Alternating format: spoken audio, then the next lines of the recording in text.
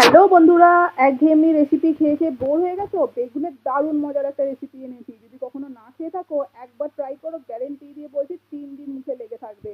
এই জন্য বেগুনটাকে সবার প্রথমে একটু নুন, লাল লঙ্কার গুঁড়ো, একটুখানি চিনি দিয়ে ভালো করে ম্যারিনেট করে ভেজে নিতে হবে তেলে। এবার তেলের মধ্যে 5 ফোড়ন, একটু হিং, চিনি আর একটু কাশ্মীর রেড চিলি পাউডার দিয়ে দিলাম টমেটো আর পেঁয়াজের পেস্ট, ভালো করে কষিয়ে নিয়ে দিয়ে দিলাম নুন, হলুদ। আর তার সঙ্গে দিয়ে দিচ্ছি একটু একটা স্পেশাল মশলা। স্পেশাল মশলাটা কি জানো? আচারি মশলা। আচারি মশলা যে কোনো দোকানে পাওয়া যায়, সেইটাই একটু দিয়ে দেবে। দিয়ে একটুখানি টক দই দিয়ে দিলাম 1 চামচ, দিয়ে ভালো করে কষালাম যতক্ষণ না তেল রিলিজ করে আসছে। অয়েল রিলিজ করতে দিয়ে দিলাম 1/2 কাপ উষ্ণ গরম জল, দিয়ে দিলাম ভেজে রাখা বেগুন, দিয়ে এটাকে ঢাকা দিয়ে দেবো 5 মিনিটের জন্য। কাঁচা লঙ্কাও দিয়ে দিলাম ঝালের জন্যে।